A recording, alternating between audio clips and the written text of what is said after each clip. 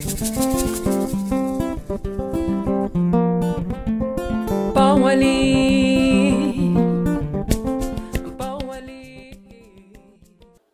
et bienvenue dans Abobo Autrement, plateforme d'échange et de rencontres avec des personnalités engagées dans le développement local et porteuses de valeurs entrepreneuriales. Nous sommes avec les commissaires de l'exposition Memoria, récit d'une autre histoire, avec qui nous allons parler de l'importance de l'exposition. Bonjour Nadine et Céline. Vous pouvez vous présenter chacune à son tour aux téléspectateurs. Bonjour Amy, je m'appelle Céline Seror et je suis commissaire de l'exposition Memoria récit d'une autre histoire qui se tient actuellement au MUCAT, Musée des cultures contemporaines Adama Toungara. Bonjour Aimé, bonjour à tous. Je suis Nadine Oukpatin et je suis avec Céline Seror, commissaire de l'exposition Memoria récit d'une autre histoire qui vient de débuter au Musée des cultures contemporaines Adama Toungara dans votre beau quartier d'Abobo. Merci bien. Et brièvement, est-ce que vous pouvez nous expliquer ce que c'est que Memoria? Alors Memoria récit d'une autre histoire, c'est l'histoire de la mémoire. L'histoire de nos récits, des récits qui proviennent amplement d'Afrique et des diasporas. Et ces récits, nous les avons récoltés à travers les travaux de 14 artistes que nous avons invités à exposer. Donc ces 14 artistes proposent des œuvres allant de la photographie à la peinture, à l'installation, à la performance, à la vidéo, tout ceci réuni au sein du MICAT. Alors, comme l'a dit Nadine, 14 artistes femmes, dont les travaux sont organisés en 3 grandes parties dans l'exposition. Lorsque vous viendrez la visiter, vous verrez que la première partie est dédiée à ce qu'on appelle l'intime. Donc, chacune des artistes va restituer à travers ses œuvres leur propre expérience, leur propre mémoire, leurs propres souvenirs et les transformer en œuvres d'art. La deuxième partie de l'exposition s'intitule « Lorsque l'art fait œuvre politique ». Et là, ce sont des œuvres comme celle qui, justement, est derrière nous aujourd'hui, des œuvres beaucoup plus engagées dans la dénonciation de certains aspects de la société ou de l'histoire qui font défaut. Et la troisième partie de l'exposition est consacrée aux imaginaires, aux fabulations et aux futurs possibles qui sont à la disposition de tous. Il ne manque qu'à nous de les activer. Vous avez parlé de 14 femmes artistes. Pourquoi le choix de 14 femmes? Pourquoi spécifiquement des femmes? Alors, pour répondre à cette question, il faut d'abord rappeler que Memoria, c'est une exposition, bien sûr, mais c'est surtout une exposition qui démarre une itinérance, qui démarre un voyage qui a commencé dans la ville de Bordeaux, en France, dans le cadre de la saison Africa 2020, qui est une saison culturelle dédiée, en l'occurrence, non pas à un seul pays, mais là à tout un continent. Et dans le cadre de ce projet Africa 2020, nous avons eu l'honneur de proposer un projet d'exposition et qui était en fait un focus femmes. Et du coup, on a travaillé sur une sélection d'artistes femmes d'Afrique et des diasporas. Et c'est cette idée, ce projet-là que nous avons emmené ici en Côte d'Ivoire. Donc on a gardé, alors le fait qu'il y ait 14 femmes aussi à Abidjan, c'est un petit peu un hasard, hein, puisque on souhaitait garder certaines artistes de Bordeaux, mais surtout y inclure des voix en local. Donc c'était très important pour nous d'emmener Memoria, mais de contextualiser l'exposition. Et la première chose qui a été faite, ça a été de sélectionner des artistes comme Johanna Choumali, comme Valérie Oka, Marie-Claire Messouma Malambien et d'autres encore qui sont de culture ivoirienne. Sur quelle base s'est faite la sélection de ces artistes? Alors, comme dans toute exposition, la sélection des artistes se fait en fonction de l'histoire qu'on veut raconter dans l'exposition. Donc là, Nadine et moi, on a travaillé pendant des mois, longuement, à penser quel concept, quelle idée veut-on développer et quel message veut-on faire passer dans l'exposition. En fonction de ce message et de ce scénario, si je puis dire, on est allé inviter des artistes dont nous savions déjà que leur travail pouvait répondre aux questions qu'on allait poser dans l'exposition. Et donc nous avons effectué ce travail aussi bien pour la sélection initiale de l'exposition de Bordeaux que pour la sélection des artistes ivoiriennes qui nous ont rejoints ici à Abobo. L'exposition a commencé à Bordeaux, comme vous l'avez dit tout à l'heure. Et comment s'est fait le choix du musée d'Abobo, disons le choix de la Côte d'Ivoire et ensuite du musée qui se trouve ici à Abobo?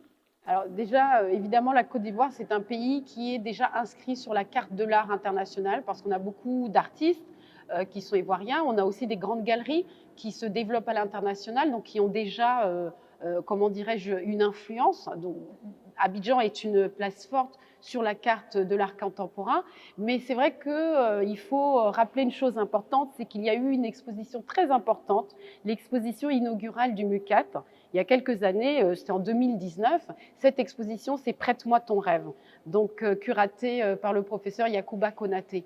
Et c'est vrai que cette exposition a été aussi une sorte de modèle, et ça a été important pour nous d'aller sur les traces de Prête-moi ton rêve.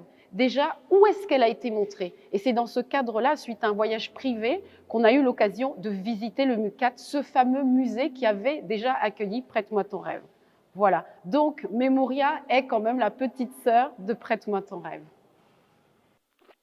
Abobo est connu comme une commune chaude, je ne sais pas si vous avez entendu cela. Quelle impression vous avez, vous, que vous êtes venu ici, quelle impression que vous avez maintenant? Alors, oui, c'est vrai que la réputation d'Abobo précède l'expérience d'Abobo. Et depuis que nous sommes ici, pour l'instant, je dois dire que l'expérience n'est que positive. Et même si en arrivant dans Abobo, on voit, bien entendu, par la population, par l'affluence, mais aussi par les énergies qui se dégagent du quartier, enfin de la ville même, je devrais dire, de la commune, qu'il y a certainement beaucoup de choses à faire et beaucoup de choses positives à construire. Et ce musée en est la preuve, peut-être pas ultime, mais une des premières preuves. Et donc pour nous, c'est vrai que depuis qu'on est arrivé, et on a passé pas mal de temps aux alentours, il y a cette énergie-là qu'on a voulu aussi faire entrer au musée et que le musée puisse resservir à l'extérieur en accueillant tous les habitants d'Abobo au musée. Oui, alors Céline a absolument raison et je veux quand même dire qu'on a aussi peut-être, du fait que l'on vienne de l'extérieur, la réputation qu'avait Abobo ne nous a en rien effrayé pour plusieurs raisons. Hein. C'est que déjà, on savait que beaucoup d'artistes venaient de ces communes-là. Donc pour nous, c'est cette créativité qui est à Abobo qui nous a aussi excité d'une certaine manière, premièrement. Et ensuite, le fait qu'il y ait le MUCAT, c'est une source d'espoir, c'est une source de changement possible. Donc le MUCAT existe, quoi qu'on dise du quartier, pour nous, le musée peut être le facteur du changement, du partage en termes d'éducation, voilà. Donc quoi qu'il arrive, le MUCAT peut être une forme de bouée de sauvetage, même si on dit qu'à l'extérieur, bon, je ne vais pas rentrer dans les clichés, il y a cet espoir-là qui réside dans le MUCAT. Donc, nous, ça ne nous a pas du tout effrayés, au contraire, quand en discutant on a eu l'occasion de rencontrer Madame Candia Camara, on a longuement échangé avec elle, donc on a vraiment posé beaucoup de questions sur la population d'Abobo, etc., et notamment la jeune population, les enfants. Donc ça ne peut être que positif, ça ne peut, au contraire, on se dit peut-être qu'on va pouvoir, avec Memoria, apporter quelque chose et que les enfants qui viendront au musée pourront ressortir plus forts et peut-être qu'ils reviendront avec leurs parents. Voilà, donc partant de vos expériences personnelles et de tout ce que vous avez dit, vous pensez pouvoir faire ressortir ce positif-là dans chaque habitant de la commune d'Abobo? Absolument. Moi, je crois beaucoup en la jeunesse, hein, et ça, c'est quelque chose qui caractérise beaucoup la commune d'Abobo, c'est sa jeunesse. Et je tiens vraiment à me répéter peut-être, mais il faut savoir que je parle là vraiment en face de la caméra. Le prochain génie, le prochain ingénieur, voire pour les métiers liés au musée, le prochain curateur, la prochaine directrice de musée, la prochaine galeriste, elle est parmi vous, elle est assise encore sur les bancs de l'école. Donc il faut venir chercher ce savoir-là au musée, en fait. Il faut chercher les vocations, il faut chercher sa voie. Et c'est vrai qu'il y a l'école, mais il y a aussi le musée. Donc le rôle du musée est extrêmement important. Justement, il l'est encore plus dans des communes comme Abobo. Donc voilà, moi je ne peux que dire que le musée est un vecteur de changement possible pour peu qu'on s'y intéresse et qu'on s'y rende, tout simplement. Vous voulez ajouter quelque chose? Je crois que Nadine a dit l'essentiel et très très bien. Donc les enfants, bien sûr, ça c'est la promesse de pouvoir dès le plus jeune âge sensibiliser à l'art et surtout peut-être confirmer des vocations que certains enfants ont déjà en eux, ils ont déjà l'envie de créer peut-être, de dessiner, de prendre des photos, je ne sais pas, n'importe quoi, mais aussi les jeunes professionnels. Parce que les jeunes professionnels font aussi partie du public de l'exposition, des étudiants et encore une fois des jeunes gens qui peut-être cherchent encore leur voie et qui vont voir dans ce musée des possibilités et des opportunités de s'enrichir et de se développer personnellement. Donc aussi, ce que je voulais ajouter, c'est que ces messages que nous avons, Céline et moi, et que donne également le musée, il n'est pas simplement en direction des élèves, des jeunes élèves, il est aussi en direction des parents. Lorsque l'enfant dans la famille dit qu'il veut intégrer une culture, un parcours artistique, qu'il veut devenir artiste, eh bien c'est important de savoir que oui, il y a des artistes femmes qui réussissent, dont le métier c'est vraiment d'être artiste et qui gagnent leur vie et qui exposent un petit peu partout dans le monde.